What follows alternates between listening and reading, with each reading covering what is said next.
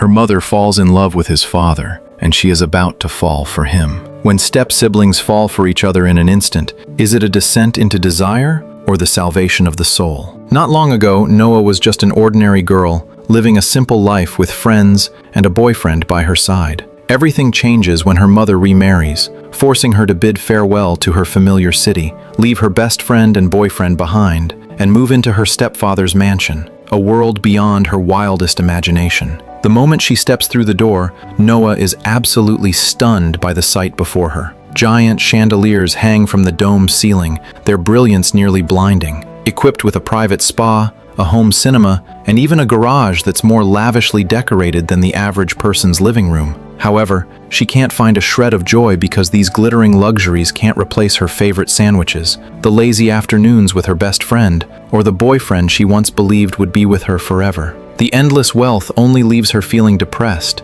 causing her to vent to her best friend on her phone without stopping. Oh shit! I'm sure you're the daughter of my father's new wife. How about an Angus ragu? Some ramen? Apple strudel, perhaps? I don't know what you local yokels ate, but if you end up puking it up... The newcomer is Nick, the son of her stepfather William. Facing his clearly mocking remarks, Noah doesn't back down an inch, as a defiant fire burns just as brightly in her eyes. The moment they face off, the air between them grows incredibly tight. Noah doesn't want to drag this out any further, so she bends down to pick up her phone from the floor. But in that very second, a fierce hunting dog suddenly lunges in front of her, baring its teeth to block her way. She musters the courage to grab her phone, but is still instinctively driven back by fear, ducking behind Nick in a panic and grabbing a nearby frying pan to defend herself. Nick reaches out to stop her, effortlessly calming the beast and bringing it under control. Then he turns to look at the visibly shaken Noah with a playful smirk, his eyes filled with the amusement of someone watching a show. Their first meeting ends in total disaster. Night falls, and the family changes into formal attire, preparing to have a welcome dinner for Noah at the restaurant.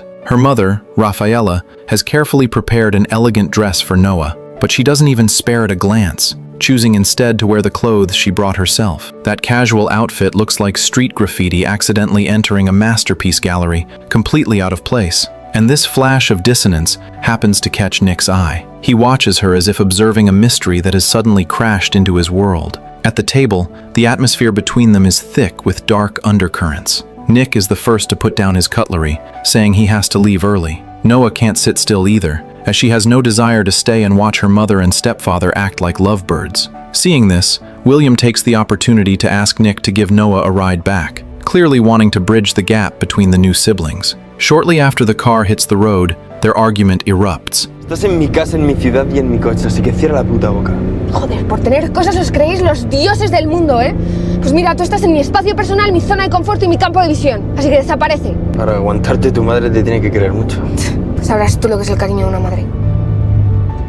Noah's words are like a blade, piercing Nick's most hidden vulnerabilities. He says nothing, slams on the brakes, drags Noah out of the car, and drives off, leaving only the taillights shrinking into the darkness. In the middle of nowhere, with no houses in sight and no phone signal, Noah stands by the road trying to hail a car until one finally pulls over. The window rolls down to reveal a handsome face, and the driver is more than happy to give her a lift. After a few words, Noah is surprised to find that the young man is a friend of her new stepbrother, and they are heading to the same party. It turns out Nick ditched her on the road just to rush off and have a good time. Noah's anger flares instantly, and she decides to crash the party to settle the score in person. But when she pushes open that door, she sees a completely different Nick. In his parents' eyes, he's a high-achieving good boy, but here, he's the leader of an underground crew surrounded by a crowd, the king of the party moving effortlessly among girls. That arrogant, wild, and completely dominant aura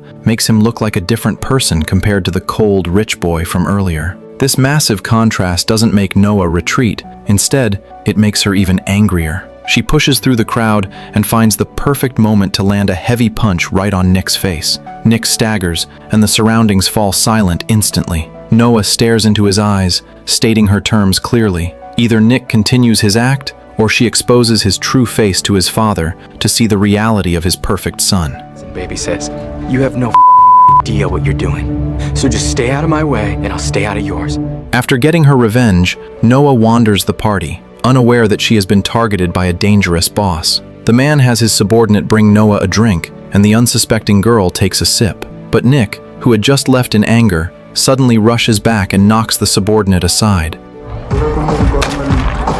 ¿Qué haces? Ese hijo de perra va por las fiestas echándole burundanga a las tías. But it's too late. A moment later, the effects of the drink kick in, and Noah collapses into Nick's arms, forcing him to abandon the party to take her home.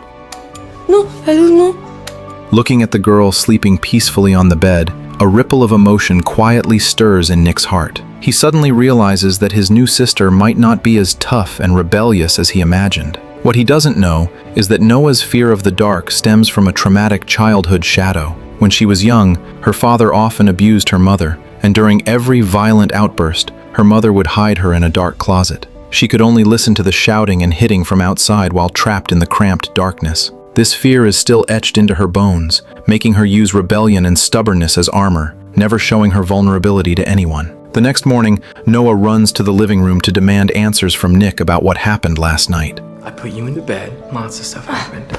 You didn't touch me. Seeing Nick's nonchalant attitude, Noah threatens to make his secrets public. Just then, Rafaela and William walk in, and Noah prepares to confess everything that happened the previous night. You know where I was last night? Yeah, at Jenna's house. Oh. You texted saying you were staying to watch La La Land? Ah, that is what I did. Thank you so much for introducing her to your friends. And I'm glad the two of you settled your differences. Only then does Noah realize that Nick had used her phone to send a message to her mother last night. This makes her incredibly furious. She angrily states that, although she was forced to be separated from her boyfriend and best friend, she has no need for new friends. She then leaves the dining room and heads to the beach to clear her head, only to run into Nick once again. She immediately warns Nick to never touch her phone again, and adds that she doesn't like watching romance movies. Nick's friend can't help but tease Noah after hearing this, but he is sternly silenced by Nick. Despite her sharp words, Noah's gaze can't help but secretly follow Nick's figure. Staring at his fit and towering physique, Noah unexpectedly falls into a momentary daze. Jenna notices the subtle dynamic between Noah and Nick, so she invites Noah to attend Nick's race that evening. Noah's sophisticated and sexy look instantly grabs Nick's attention, even causing him to be quite a bit slower during the start of the race. Fortunately, by relying on his exquisite driving skills, Nick ultimately wins the competition. An atmosphere of victory spreads instantly as everyone crowds around to congratulate him, and some girls even proactively offer him kisses. However, this scene feels particularly eyesore to Noah. She his girlfriend? Anna? His only girlfriend is that machine. For some unknown reason, Noah unexpectedly feels a strange sense of relief upon hearing these words. But right at that moment, she suddenly receives a photograph. Upon clicking it, she sees her best friend Betty and her boyfriend Dan locked in a passionate kiss. This makes her unable to believe her eyes, leaving her stunned on the spot as only one thought remains in her mind: to retaliate in the exact same way. She finds a random guy on site and prepares to take a photo, but she is stopped by Nick, who chases the guy away. Just as Nick is about to scold Noah for her reckless behavior, he catches a glimpse of the photo on her phone and understands everything instantly. If I get you the photo, will you just go home already? I might. It isn't until the camera flash goes off that they finally regain their senses from their intoxicated state. Since he has another race to attend, Nick has no choice but to let Noah wait in the car. But the curious Noah climbs into the driver's seat and starts the sports car. This gives the rival team's driver, Ronnie, the perfect opportunity to demand an early start to the race. No matter how Noah tries to explain, he remains completely unmoved. It turns out he and Nick had agreed to a 3-round match, where winning just one round counts as a victory for him, and the loser must give their beloved sports car to the opponent. Since Nick has already won 2 rounds, this race is vital for Ronnie, to the point that he has resorted to such despicable tactics. However, to win with a bit of dignity, he decides to let Noah start 5 seconds ahead of him. Ronnie's arrogant attitude also ignites Noah's competitive spirit. By the time Nick rushes over to stop it, the starting gun has already fired. Ronnie waits in place as agreed for Noah to leave, but she uses those 5 seconds to calmly touch up her makeup. Hey, what are you doing? I gave you a 5-second head start. Yeah, I'm using them, dude. When we reach the finish line, everyone will know you were beat by a woman.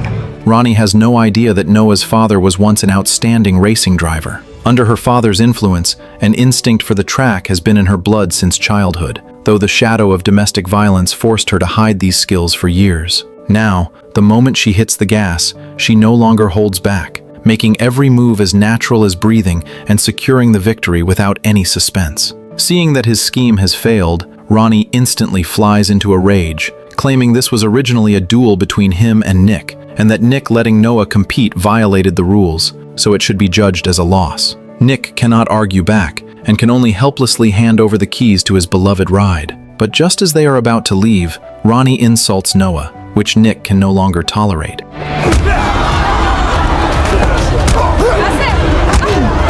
The two groups of people instantly break into a chaotic brawl. This violent fighting scene causes Noah's childhood trauma to resurface, leaving her to cover her ears and crouch on the ground in helplessness. During the chaos, Nick notices her distress and his heart clenches, making him ignore the fight to rush over and take her away. However, Ronnie chases them to the back of the car, flashing a meaningful smile at Noah. After that chaos settled down, Nick disappeared without any warning. This leaves Noah unable to stop worrying about his safety, while also being tightly entwined by a lingering longing. That transgressive kiss from the other night has already caused the seeds of love to sprout in her heart. This evening, Nick, who has been missing for 4 days, suddenly appears. The moment he enters, he sees the silhouette of Noah watching TV with the dog. He can't help but walk over, drive the dog away, and sit down next to Noah.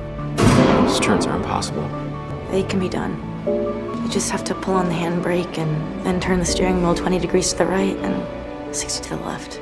After Noah asks him why he suddenly vanished, Nick tells her everything without holding back. It turns out Nick has a younger biological sister with a congenital disease. After their parents divorced, the sister stayed with their mother, who only cares about her own lifestyle and neglects the girl completely. So Nick takes every opportunity he can to accompany his sister, which is exactly what he has been doing these past few days. Only then does Noah realize that Nick comes from a similarly broken home, and their shared experiences pull their hearts closer once again. Nick can no longer restrain himself and loses control, kissing her passionately. They only break apart reluctantly when they hear her mother's voice. After this night, their relationship becomes increasingly intimate. While washing the car together, Noah intentionally splashes water on herself, letting her clothes get soaked to tease Nick in a playful and alluring way. Just as the atmosphere between them is heating up, Rafaela appears with Noah's ex-boyfriend, Dan. It turns out Rafaela was unaware of Dan's cheating and mistakenly thought Noah was unhappy because she missed him, so she kept it a secret to give Noah a surprise. Only now, the surprise has turned into a total shock. Since Noah had sent a photo of her and Nick kissing to get back at Dan, it would be a total disaster if Dan found out about their relationship. Therefore, she finds Nick and tells him to keep himself hidden. But Nick doesn't care at all, and instead teases her with great interest.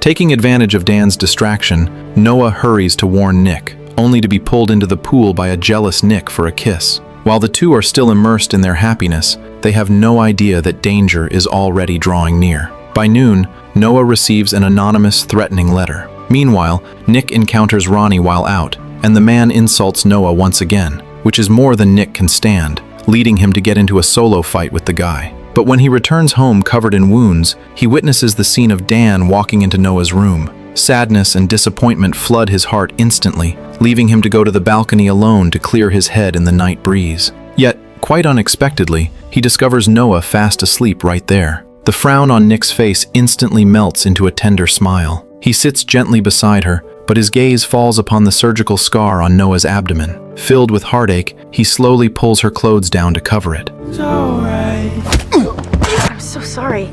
Noah quickly pulls Nick aside to tend to his injuries. Their feelings for one another deepen once again during this quiet night. The next day, William finds Nick and tells him about Noah's past. It turns out Noah's father, Jonas, was not only abusive but also nearly unalived her, and that scar on her stomach was his doing. This monster was only sent to prison because of Noah's testimony. But now that the man has been released, William fears Jonas will seek revenge on Noah and her mother, so he solemnly entrusts Nick with protecting her. Upon learning this, an uncontrollable protective urge surges in Nick's heart. He is filled with dread, fearing Noah will be targeted by that demon and that he might lose her forever. So that night, they confirm their feelings for each other by the sea. They cherish every second together until the first light of dawn appears on the horizon. The gentle waves lap against the shore repeatedly, and their laughter mixed with the sound of the ocean is exceptionally moving. They speak of their endless hopes for the future and the deep love for each other that they can no longer hide.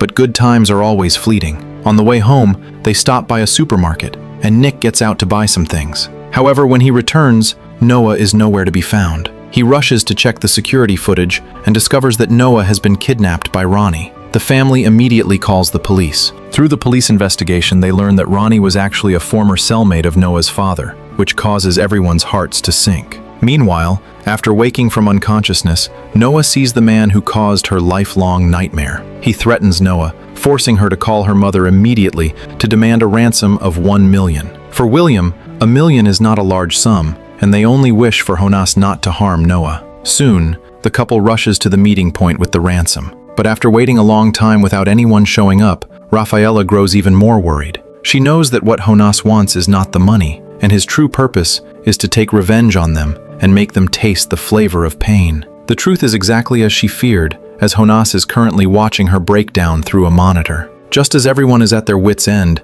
Nick suddenly remembers the sports car he lost to Ronnie. He had installed a tracker on that car, and they might be able to find Noah through the GPS. Hearing this, the police officer immediately relays this vital clue. However, Jonas also learns of this through the surveillance. Just as Nick and the officer arrive, Jonas uses a gun to threaten Noah into driving the car out. The two cars engage in a high-speed chase on the road, and the moment Noah drives past her mother, Jonas, sitting in the passenger seat, ruthlessly opens fire. Fortunately, William reacts quickly, and Rafaela manages to escape unharmed. Noah demands to know why her father would try to do the deed to her mother when he could have just taken the money and left. Soon, under the police pursuit, Noah's car is cornered at a harbor. Nick is right behind them. In a split second when their eyes meet, Noah and Nick understand exactly what the other is thinking. So in the next second, they work together in perfect harmony to launch a counterattack.